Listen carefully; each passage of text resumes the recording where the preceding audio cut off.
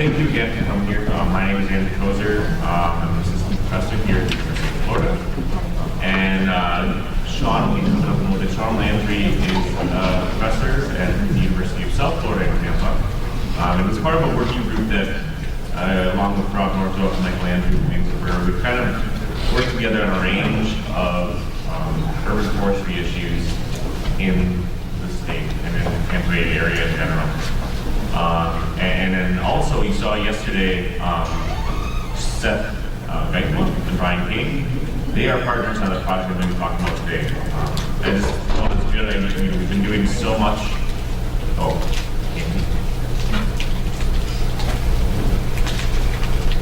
Better. So yeah, anyways, so Seth and Brian, they're also part of the team. And what we're doing here is we're looking at a way of getting away from qualitative risk assessment methods. There's a lot of data out there, especially in the utility sector, that I'll show you some other data sources. And we're looking at ways of making failure prediction models to get the human bias out of risk assessment. And for this project, we're focusing on one part of risk assessment, which is failure prediction. This is a little recap. I'm not seeing that slide change here on the screen, so I'm just going to go with it. Tree risk is governed by three things. First is the likelihood of impact. We have two scenes here. One is Dale Mabry in Tampa. The other one is a logging road in the country. One of those scenes is inherently riskier than the other, just by the merits of the people that are traveling through it. This one becomes a parking lot 3 times a day, and this one may see people all day. So there's different risks associated with that. And then also there's likelihood of failure. That's the second part. So the tree, the branch on the top picture, that's what we have what we call a really good aspect ratio and a wide angle of attachment.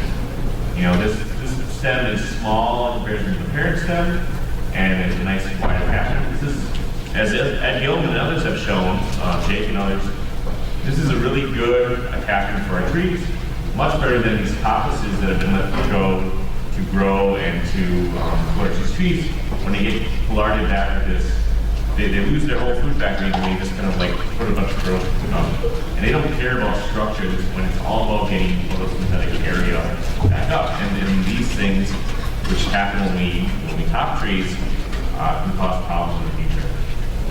And then also finally, when we talk about the consequences of a failure, should it hit a target? And with the consequences of failure, size matters. When a branch hits your tree, a branch that size hits your tree, you're having a bad day. When a branch this size hits your tree, you're having a very bad day, right? There's a little bit of a difference, and so size matters in consequences of failure. But for this project, we're focusing only on the second aspect. We're only looking at the likelihood of failure and how do we make better predictions of that. These three inputs that I mentioned, they're common to all of the systems out there. We heard David Evans talking about his new system, Valid, and its promise. And there's other systems. There's King Clark, it's the Forest Service that Rich Howard mentioned before, the Forest Service method, TRAP, and then its precursor, Trace, in the Pacific Northwest.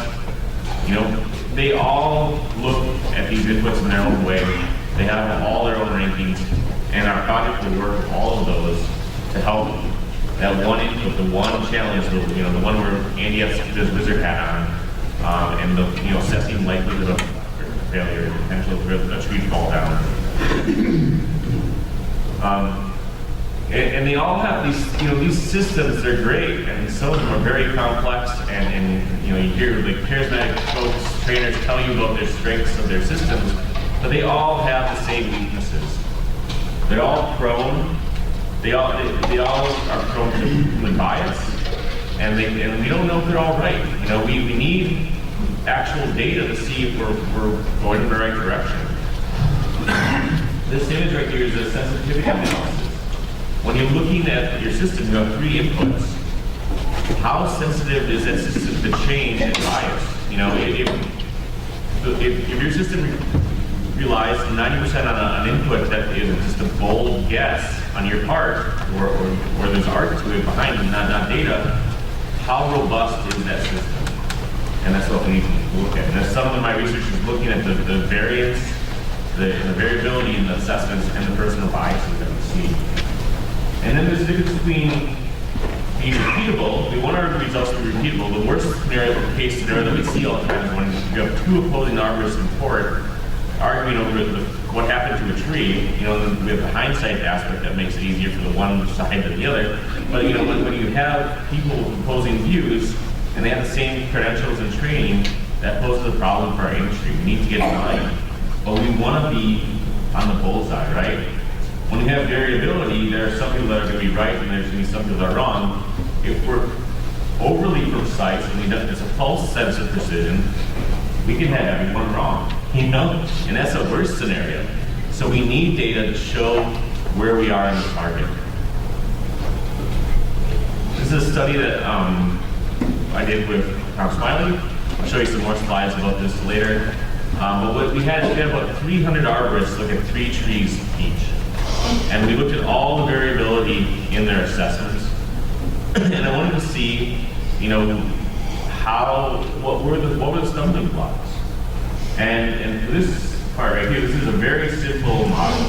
What we did is we model, you wouldn't normally model this because it's not that interesting, but we want to see when you're predicting someone's risk rating, how important is the actual person and how important is the actual tree they're looking at. And when we look at this, we see that, you know, about 40% of the rating is just tied into these 2 inputs, the person and the tree. 40% of the variation is explained by that, which is kind of cool, but the person was 4 times more important than the tree they're looking at. So I called Jake up after I did this. I was pretty excited. I'm like, Jake, you know, these folks will be looking at a broomstick to come up with different answers, you know, like, this is how variable it is. And then the person is actually way more important than the tree they're looking at. And then that's a cause of concern for us. And how do we get away from that? And then here's another thing. This is more of a this is a kind of a fun factoid. In that same study, we modeled factors that influence their risk ratings. And one of the things we found is that the more training you have, the lower your risk rating is. So you get more sure of yourself, you're less likely to cut down trees because you have more training. You learn that there are other things to look at besides the tree itself, like the site, the setting, the occupancy, and thinking about the consequences of failure and the protective factors on the site. People tend to have lower risk ratings when they factor all that stuff in. Here's a really cool thing. What we have here is called a multinomial model, and our base level was just look at the tree and then come back to it and monitor it, versus 4 different mitigation options. One of them was removing the tree. So this model here is showing that when you control for things like, are they a certified arborist? Do they have a track qualification? You know, have they done risk assessments in the past? When you control for all of that, being a parent makes you 3 times more likely to cut down a tree than a non-parent, right? We have my daughter here, firstborn. You have to check yourself, and this is where biases sneak in, you know? I got into risk assessment when I was at ISA working as a staffer because there was a story where this mother was carrying her child at the Bronx Zoo. A limb hit her and the child and killed the child in her arms, right?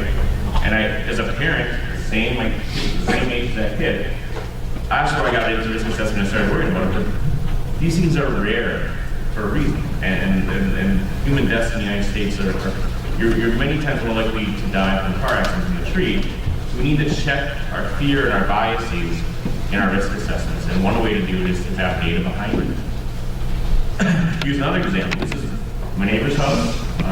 My house is now like highlighted yellow. They call it pineapple yellow, but it's visible from space. And my neighbor's house, he has this big ficus tree, this big rubber tree on the side of his house. And when he got there, his insurance company said, you need to cut down every branch that's over the top of your house or we won't insure you. That's a problem we have in Florida, for those of you who are not here, is that insurance companies have data. They have data that says trees near houses cause damage in hurricanes. and they don't know what the species was, they don't know what the condition of the tree was. Their actual aerial data is, as far as I know, their actual aerial data is just a tree plane. And that's what they're looking at. So if we go to that insurance company, we say, well, no, this tree is safe, and this is why, but they can find another arborist that has a different tale to tell, and we both have the same credentials, it doesn't look well. So if we want to get engaged folks with data, we need data of our own to give us an equal playing field. You know, we can't just rely on anecdotes and superstition to deal with these data folks. And they're calling the shots. They're guiding a lot of tree work. Incidentally, that tree was hit by our last storm, and Irma, and branches fell out of it, but nothing big enough to cause any damage to the structure. He doesn't have the money to do it, so I don't know what he's doing for insurance, but it hasn't cost him anything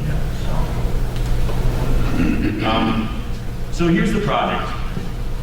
Sorry, my screen's not shaking here, so I'll have to fix that next speaker. But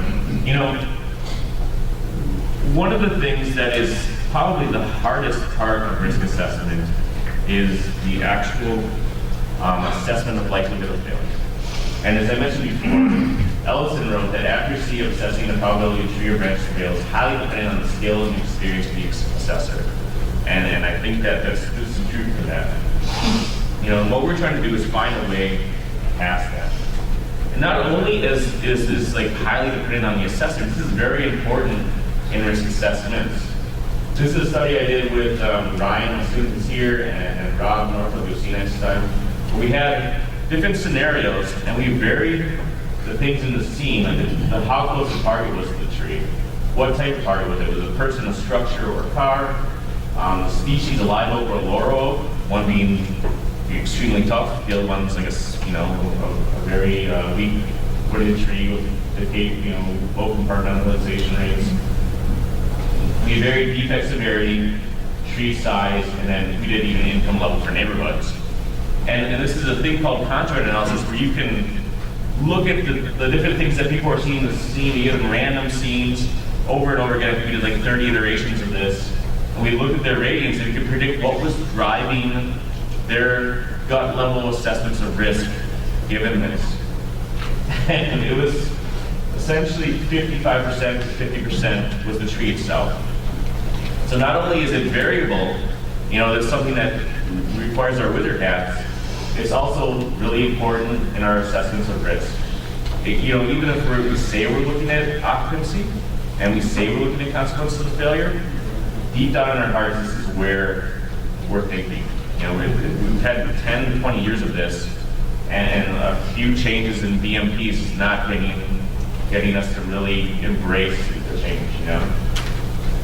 Incidentally, the only other factor that was kind of significant, and that was only for the track fault at our risk, was proximity to the target. One of my options was the tree is out of range of the target, and I figured that'd be like an easy thing that I could see a little spike there. The model was working. The only folks that caught on to that were the track folks, non-track arborists, and just the common public master arborists do this.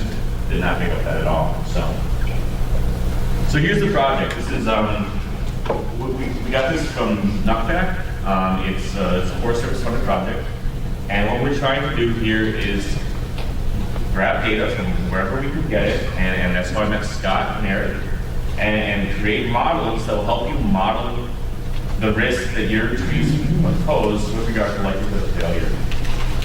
Here's our website, our project website, and it's a truly collaborative effort. We're looking for folks with data, and that's why I'm glad to be talking to the folks here from across the state. If I don't know that you have data and you want to contribute, please let me know after this talk. We have several deliverables for this project, and the first is to create an online tool for mapping the trees in your area. You can just take your data, your geo-reference data, upload it into our website, and we will be able to put a map with color-coded dots indicating what the risk is with regard to likelihood of failure for your trees in your area. The gentleman you met here yesterday, Seth Geichelmark, he's kind of the mathematical machine behind all this. And if you were in the utility session, you see that he's been fairly successful with predicting outages throughout the Gulf Coast and beyond. So when I met him several years ago at an ISA function, and I knew that he was the perfect person for this task. And what we're trying to do is we're trying to bring together all different technologies and tools. And Rich Howard mentioned that we had, the I-tree storm. So the one aspect of this is you'll be able to just, once you've loaded this data into our system, you'll just be able to output the needed inputs for the pre-storm re-estimation. It's just stem counts and street miles, so it's pretty easy data. And we can generate, when we collect a little bit more, we'll be collecting a little bit more robust data for our projections. So it's another way to get people to actually use the system. I'm trying to layer usage in this so that it gives people an incentive to collect their own data ahead of time, so that we can use that data later on to make better projections when storms hit. And then, there's also, we're working on a best management practices for this. And that's part of the reason that we had this conference, is because I wanted to see what folks from across the world had to say on the topic to help guide that document. And Rich Howard owes me about a third of that, right, Rich? You working on it? Best management practice? No, I caught it. Let's go get that done, Landry. Well, the user manuals, the educational training skills, and everything like that. And then when we're done with this data, Dudley's working on ITFD right now, reinvigorating that process, and we'll be able to port the data from this back in the International Weather Database. So we have pre and post storm data on trees that not only failed, which is really interesting, but the trees that stayed up, which is also really important. So I'll skip some things, but one of the things is we really want the controls. We want to know. There's been a lot of research out there where folks have only looked at the trees that were on the ground after a storm. And that's great for showing patterns of failure, but if you find, 100, Norfolk pine on the ground, and then you think that makes them bad, but there's really 10,000 of them in your city, you lose the whole perspective of what the actual risk is for that. And so what we did is we've surveyed now, and Shawn, I'm ready to be pretty soon. We've surveyed across the United States using the same data set that you saw before for Rich Howard for his really intensive survey. We revisited those cities and we asked them several questions on, what is the status of any inventory? These are the folks that said they had one. How complete is it? Did you use any risk kind of condition data or tree condition data in your assessment? Did you collect failure data after, storm events? And did you actually have a storm event? We're looking for the risk assessment data ahead of time. Is it good data and updated data? And then the next thing is, did you have a storm, which really weeds out a lot of folks? Because storms are pretty rare, except for along the Atlantic. And were you willing to share this data? And then we did like a snowball survey. We wanted them to give us additional names of folks that may have data. So we had 667 folks we sent the survey out to, and we had multiple hits through, we had Eric and Scott Northwest. We had folks from the Joplin, Missouri area, Texas. This lady from Gillette did a risk assessment with consultant Jim Flott 3 months before big ice storm leveled them. So it was pretty fortuitous for them and us that they had that data. And then there's plenty of data in the Florida area that we're working with. I know Naples has a lot of good data sets, and we have 6,000 trees we risk assessed in Tampa for the last hurricane. So with that, Shawn, I'll let you talk about the tool a little bit.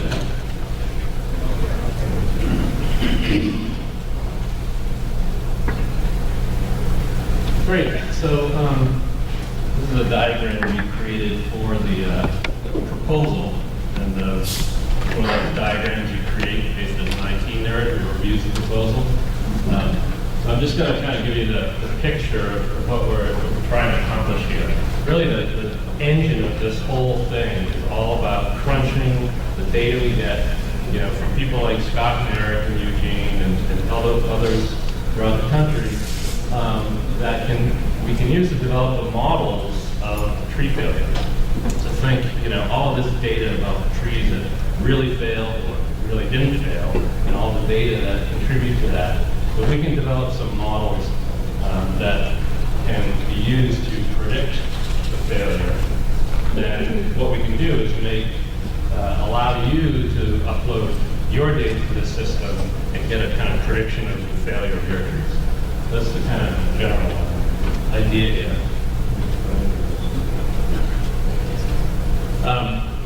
So this is sort of this layer of, we'll have data that we can bring in and feed into these models. The models, will be geographic in nature as well, generate a bunch of outputs, that'll be available online.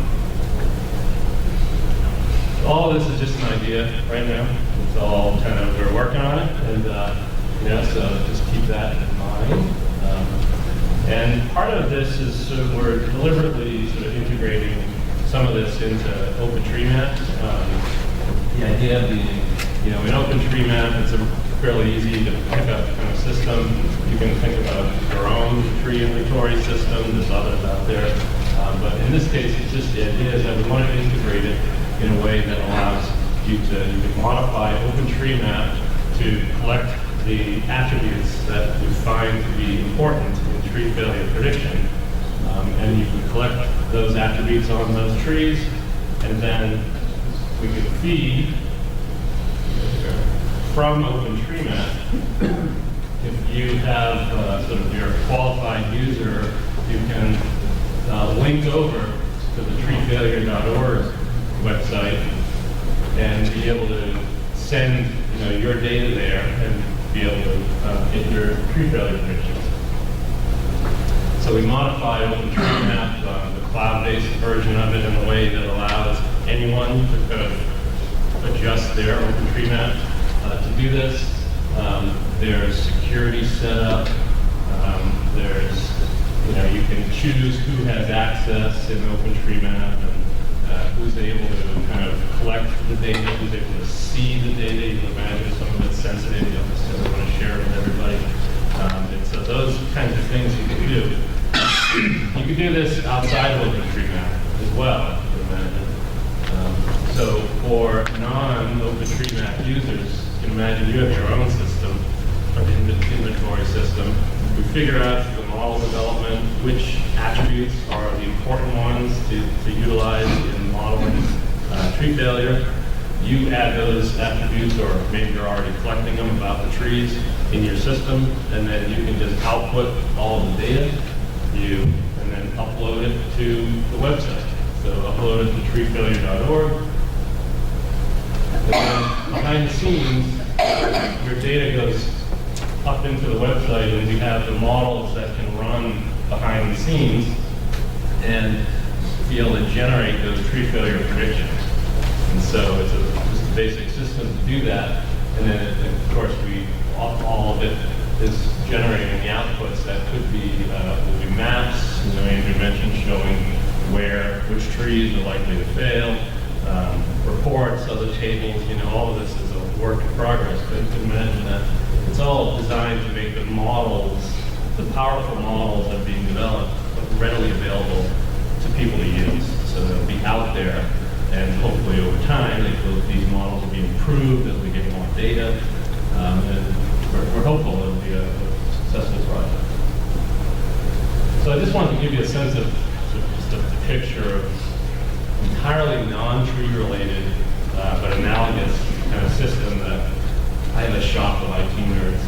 And what we've done is we've developed some tools where on the left side here, this is what we call water quality contour mapping. You as a user can go in, and there's a whole bunch of data behind the scenes that show water chemistry, essentially, information. And you can tell it to generate a contour of water quality.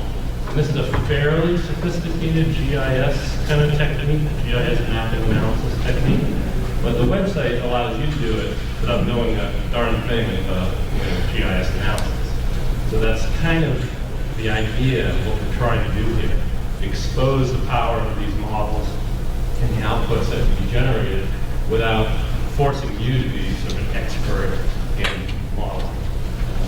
The one on the right is behind the scenes is a fairly robust statistical trend analysis that's done, scripted in statistical software, and it runs automatically and generates these outputs showing, water chemistry, again, information, graphs, and tables of outputs, and things like that. So it's essentially, this is kind of the vision that we have for exposing the models that are developed, and we're hopeful it's going to work out well. That's really all we got. So, thanks.